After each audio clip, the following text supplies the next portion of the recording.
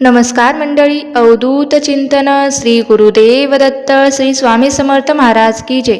स्वामींच्या कृपेने तुम्हाला आजचा दिवस सुखाचा आनंदाचा जाओ हीच मी स्वामींच्या चरणी प्रार्थना करते आणि आज नवीन व्हिडिओला सुरुवात करते। बघा तर आज आपण पाहणार आहोत की आजच्या व्हिडिओमध्ये देवघराचे 45 महत्त्वाचे नियम, देवघर कसे असावे, देवघराची मांडणी पूजा कशी करावी याविषयी 45 नियम जे महत्त्वाचे आहेत ते आपण आजच्या व्हिडिओमध्ये जाणून घेणार आहोत। बघा, सर्वात महत्त्वाची जागा असते म्हणजे घरातील देवघर, जिथे मांगल्य राखतं असे। बघा, प्रत्येक घरातील पूजास्थान नियमाप्रमाणे असेल तर त्याचे अधिक फायदे हे आपल्याला होत असतात, संपूर्ण कुटुंबाला होत असतात। जर आपल्या घरात जागा कमी असल्यास देवघर कुठे असावे, देवघर कुठे ठेवावे, देवघरासाठी योग्य दिशा कोणती आणि आपल्या देवघरात देवांच्या किती मूर्ती असाव्यात, कोणत्या मूर्ती असाव्यात, तसेच कोणते फोटो असावे। तर शिवलिंग असेल तर देवघरामध्ये ते शिवलिंगाचे तोंड कोणत्या दिशेला करावे, तसेच देवघर हे कुठल्या दिशेला असावे, तसेच आपल्या देवघरामध्ये गणपती असेल तर तो कुठल्या सोंडेचा असावं, यासंबंधी संपूर्ण माहिती आपण आजच्या व्हिडिओमध्ये जाणून घेणार आहोत। आणि जे काही महत्त्वाचे नियम आहेत ते सुद्धा आपण पाहणार आहोत। त्यामुळे तुम्हाला काय करायचं आहे तर व्हिडिओ स्किप न करता शेवटपर्यंत नक्की पाहायचं आहे, जेणेकरून संपूर्ण माहिती तुमच्यापर्यंत मिळून जाईल।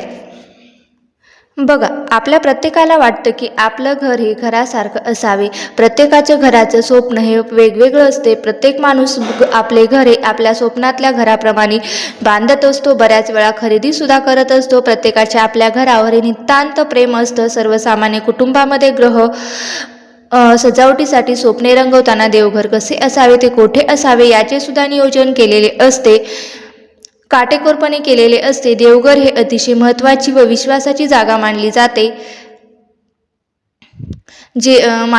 देवघराचे विशिष्ट महत्त्वाचे नियम बघितल्यानंतर आपल्याला देवघर हे कसं असावं, घराबरोबर देवघराचेही महत्त्व तेवढेच असते। आपल्या देवघरामुळे आपल्या घराला घरपण येण्यासाठी पूजापाठ, भजन, भोजन या सर्व गोष्टीचा अंतर्भाव असतोच। परंतु देवघर आणि देव्हारा कसा असावा, कोणत्या दिशेला असावे याचे शास्त्रोक्त किंवा मार्गदर्शन आपण अनेक जण बघितलेलं आहे। पूजाघर म्हणजे घरातील देवाचे पवित्र राखणारी मंगल जागा असते। लहान असो किंवा मोठा असो, घरातील पूजास्थान नियमाप्रमाणे असेल तर त्याचे अधिक फळ आपल्याला प्राप्त होत असतो। म्हणून आपल्या घरामध्ये देवघर बनवण्यासाठी जास्त जागा नसल्यास आपल्या स्वयंपाकघरामध्ये ईशान्य कोपऱ्यामध्ये म्हणजेच उत्तर पूर्व दिशेला हे देवघर तुम्ही बनवू शकता। देवघर हे ईशान्य दिशेलाच असायला हवे, कारण ईश्वरीय शक्ती ईशान्य कोपऱ्यातूनच आपल्याला प्राप्त होत असते किंवा आपल्या घरात प्रवेश करत असते।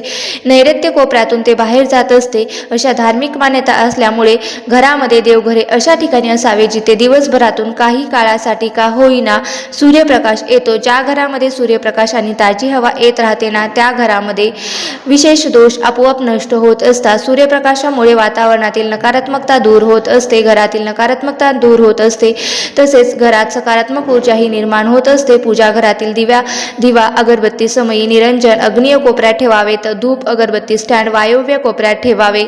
अशा प्रकारे तसेच घरात पांढऱ्या पिवळस रंगाची संगमरवरी फरशी जरूर असावी। पुढचा नियम म्हणजे तर काय तर आपल्या देवघरामध्ये किंवा उंबरठ्यावर किंवा आपल्या देवघरामध्ये कोणत्याही ठिकाणी जर तुम्ही दिवा लावत असाल तर त्या तुटलेला दिवा नसावा, तो चांगला व्यवस्थित दिवा असावा।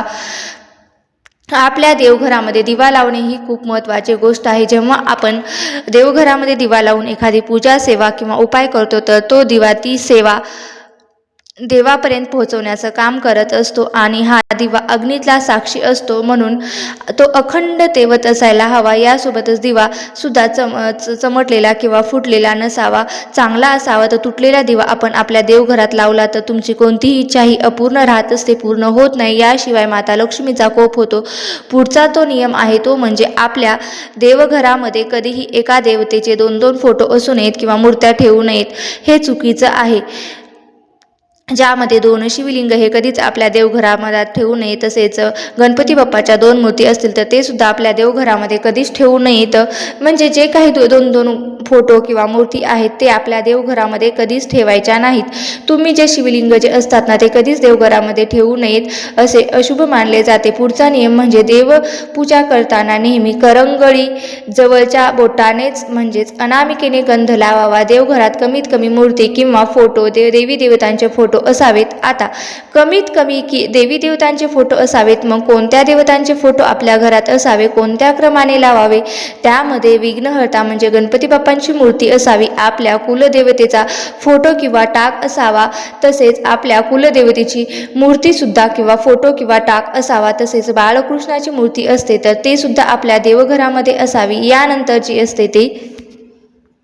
यानंतर जी आहे ती महादेवाची पिंड ती सुद्धा आपल्या देवघरामध्ये असावी. आणि जे काही आपल्या घरातील देवाचे टाक असतात, कुलदेवीचा टाक, खंडोबाचा टाक, जे आपले पारंपरिक जे काही देव असतात ना त्या देवांचे टाक सुद्धा आपल्या देवघरामध्ये असावे. तसेच देवघरामध्ये अन्नपूर्णा मातेची मूर्ती सुद्धा असावी.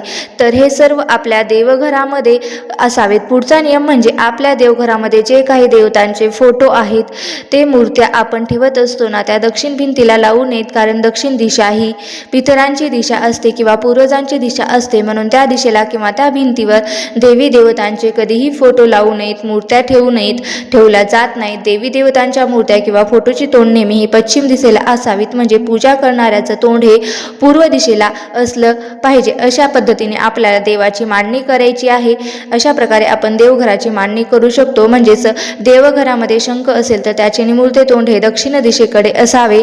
शास्त्रानुसार देवघरात शंकराचे पिंड म्हणजे शिवलिंग असेल तर ते अंगठ्याच्या आकारा एवढेच असावे.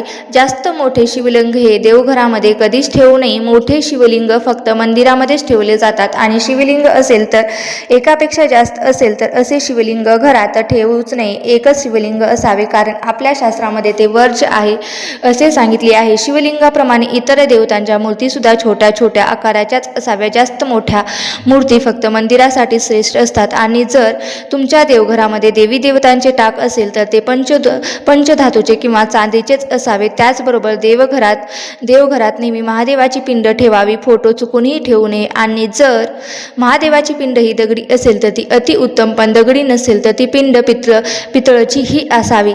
म्हणजे दगडी नसेल तर पितळची ठेवली तरीही चालेल किंवा पंचधातूची सुद्धा तुम्ही ठेवू शकता. घरातील देवघरामध्ये शनीची मूर्ती किंवा शनी यंत्र किंवा पूजा कधीच करू नये. शनी देवताची पूजा घरातील देवाऱ्यामध्ये न करता डायरेक्ट शनी मंदिरातच करावी.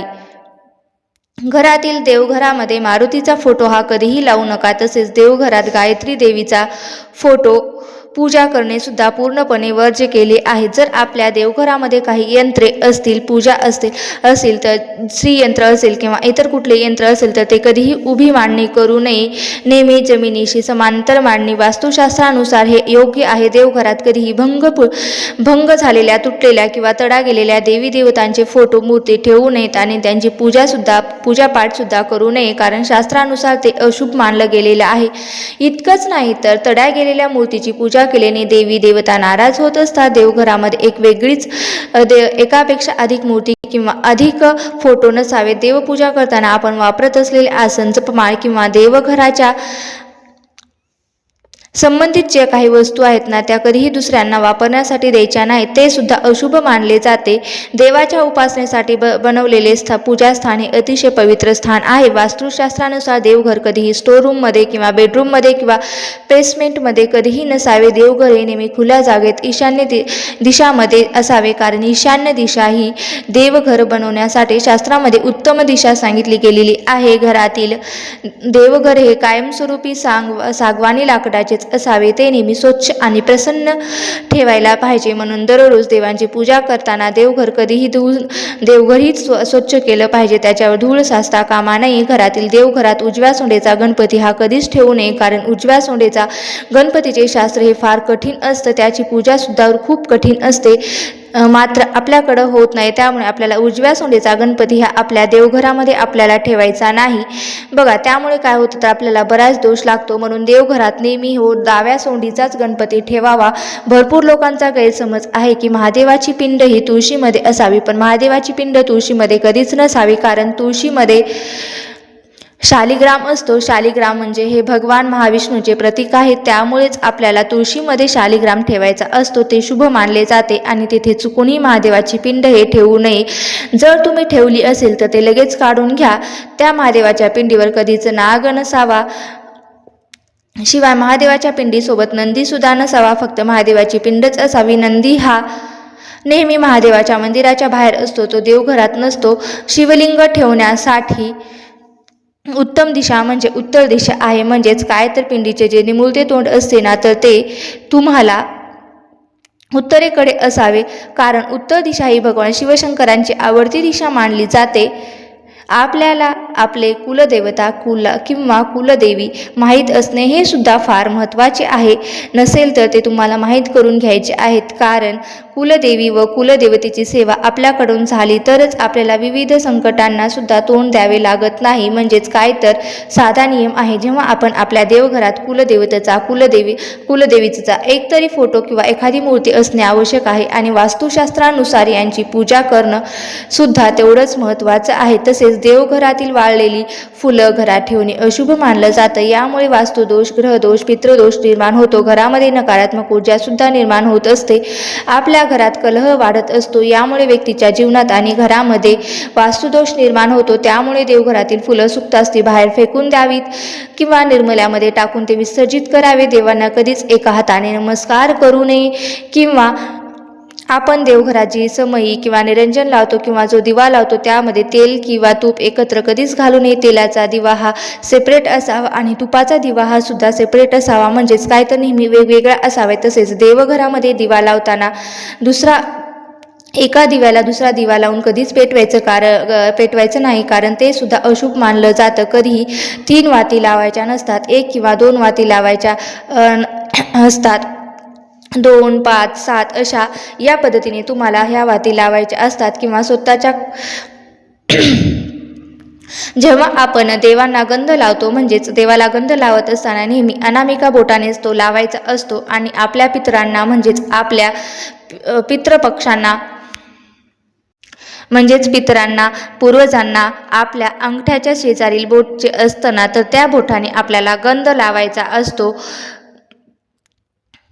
हिंदू धर्मशास्त्रानुसार अंगठ्याने टिळक लावणे हे देखील खूप शुभ मानले जाते. शुक्र हा ग्रह अंगठ्यामध्ये राहतो. अंगठ्याने टिळक लावणारे व्यक्तीचे आरोग्य हे निरोगी राहते आणि घरात सुख, शांती, समृद्धी आणि ऐश्वर्य येते. त्यामुळे घरातील मोठ्या मंडळीने अंगठ्याने जरूर टिळक लावावा. पुढचा नियम म्हणजे देवांना नैवेद्य. तर नैवेद्य हा दाखवताना ताटात किंवा पानात मीठ वाढू नये. त्याचप्रमाणे कांदा, लसूण, लिंबू हे देखील तामसिक पदार्थ वाढू नये. सर्व तामसिक पदार्थ आहेत असे तामसिक पदार्थ देखील देवांना चालत नाहीत. पुढचा नियम म्हणजे घरामध्ये ज्या ठिकाणी देवघर असेल ना, त्या ठिकाणी चामड्याच्या तयार केलेल्या वस्तू, चप्पल, बूट किंवा इतर काही वस्तू आपल्याला ठेवायच्या नाहीत. कधीच ठेवू नयेत किंवा घेऊन जाऊ नये. तसेच देवघरात पूर्वजांचे फोटो सुद्धा लावू नये. असे पूर्वजांचे फोटो लावण्यासाठी ही नेहमी दक्षिण दिशा ही योग्य दिशा आहे आणि ती वास्तुशास्त्रानुसार सुद्धा योग्य आहे. देवघरापासून लांब असावे. वास्तुशास्त्रानुसार देवघरात तुपाचा दिवा जर तुम्ही लावत असाल तर तो